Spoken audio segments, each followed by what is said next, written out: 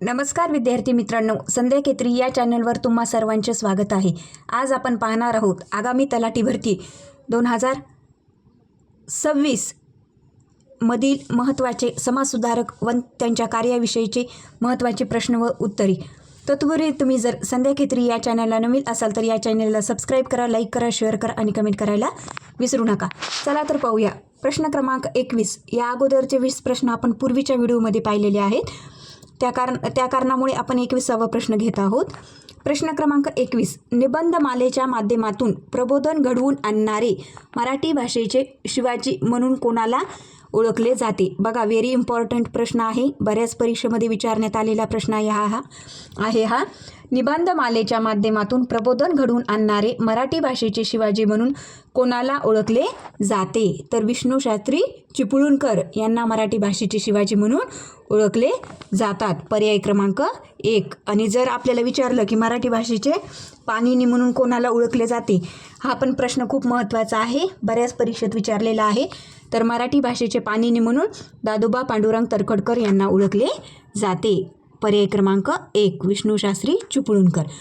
प्रश्न क्रमांक 2। बाल हत्या प्रतिबंधक गृहाची स्थापना महात्मा फुले यांनी आपल्या घरात कोणत्या वर्षी केली? बघा, बाल हत्या प्रतिबंधक गृहाची स्थापना महात्मा फुले यांनी आपल्या घरात कोणत्या वर्षी केली? तर ती किती केलेली आहे? त्यांनी 1863 या रोजी केलेली आहे। पर्याय क्रमांक 1 1863।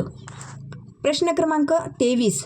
सावित्रीबाई फुले यांचा जन्मदिवस 3 जानेवारी महाराष्ट्रात कोणता दिवस म्हणून साजरा केला जातो? बघा, ज्या की महाराष्ट्रातील पहिल्या स्त्री शिक्षिका म्हणून सावित्रीबाई फुले यांचा गौरव केला जातो आणि यांचा जन्मदिवस हा कोणता दिवस म्हणून साजरा केला जातो असा आपल्याला प्रश्न विचारलेला आहे। तर त्यांचा जन्मदिवस हा महाराष्ट्रामध्ये प्रामुख्याने बालिका दिन किंवा स्त्री शिक्षण हक्क दिन म्हणून साजरा केला जातो। पर्याय क्रमांक 1।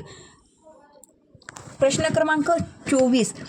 डॉक्टर बाबासाहेब आंबेडकर यांनी बहिष्कृत हितकर्णी सभेची स्थापना मुंबईत कधी केली? बघा, डॉक्टर बाबासाहेब आंबेडकर यांनी बहिष्कृत हितकर्णी सभेची स्थापना मुंबईत कधी केली?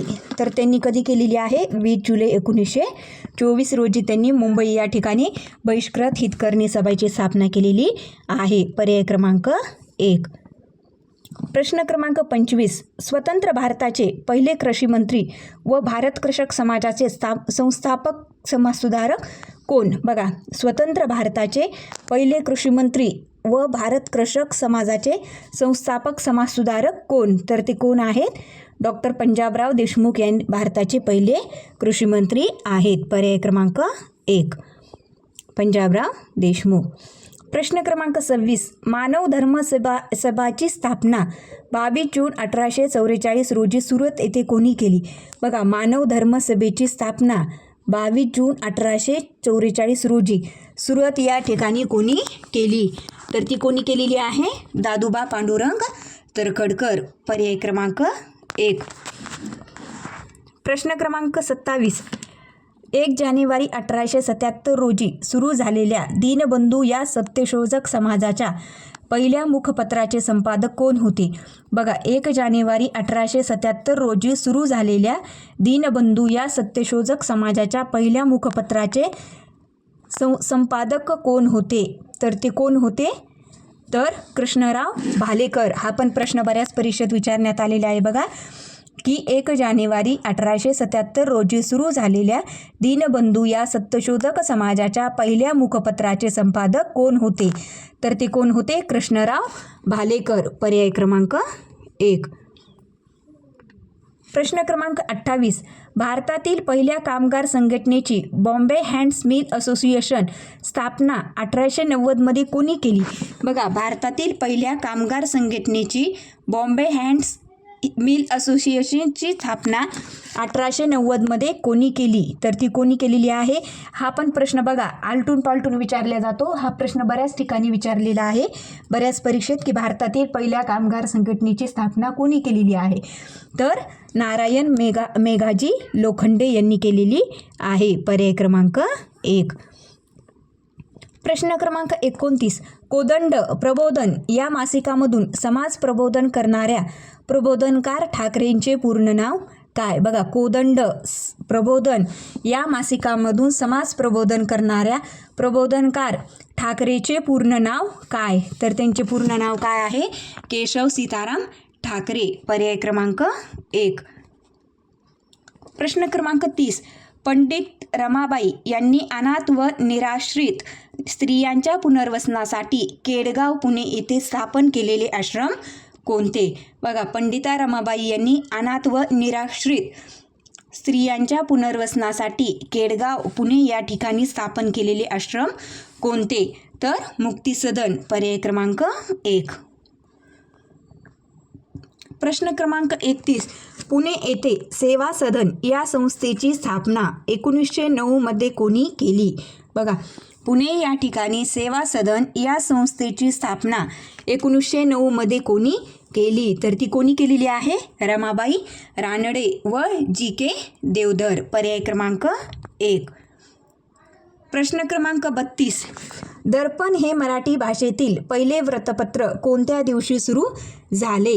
बघा, दर्पण हे मराठी भाषेतील पहिले वृत्तपत्र कोणत्या दिवशी सुरू झाले? तर ते कोणत्या दिवशी झालेले आहे? तर 6 जानेवारी 1832.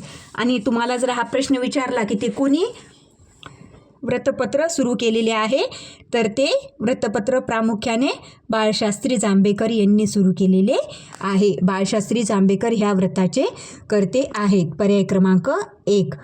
6 जानेवारी 1832. प्रश्न क्रमांक 33.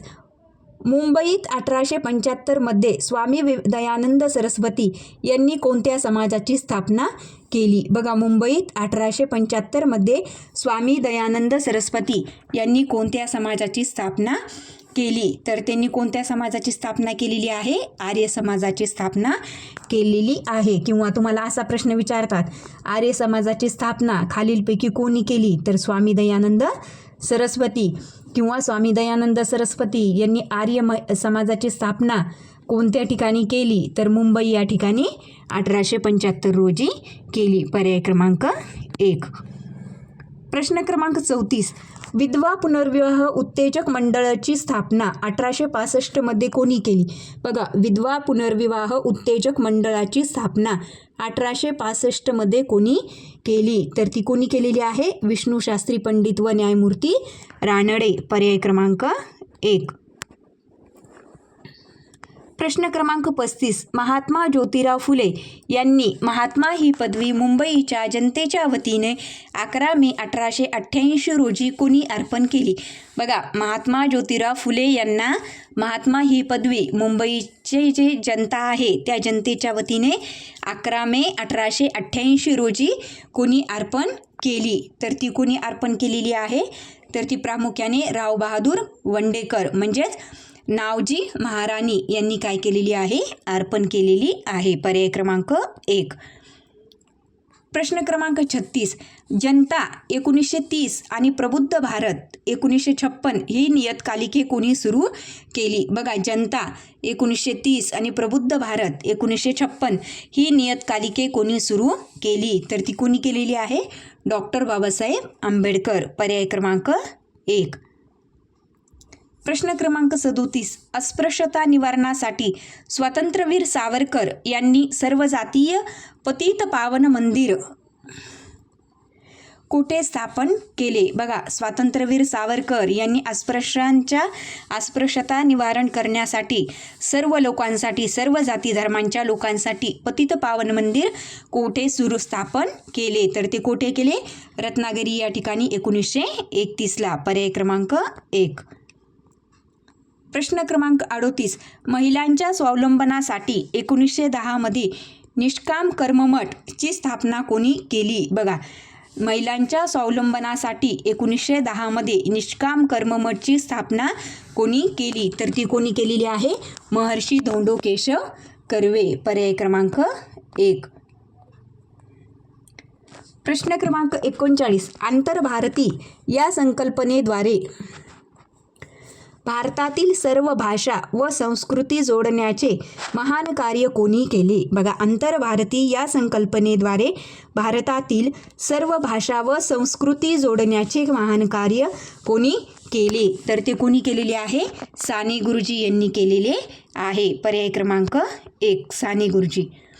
प्रश्न क्रमांक 40. ग्रामीण विकास व लोकशिक्षणाचा संदेश देणारा ग्रामगीता हा महान ग्रंथ कोणी लिहिला? बघा, ग्रामीण विकास व लोकशिक्षणाचा संदेश देणारा ग्रामगीता हा ग्रंथ कोणी लिहिला? हा पण प्रश्न बऱ्याच परीक्षेत विचारण्यात आलेला आहे बघा, की ग्रामगीता या ग्रंथाचे कर्ते कोण आहेत? तर राष्ट्रसंत तुकडोजी महाराज. पर्याय क्रमांक 1.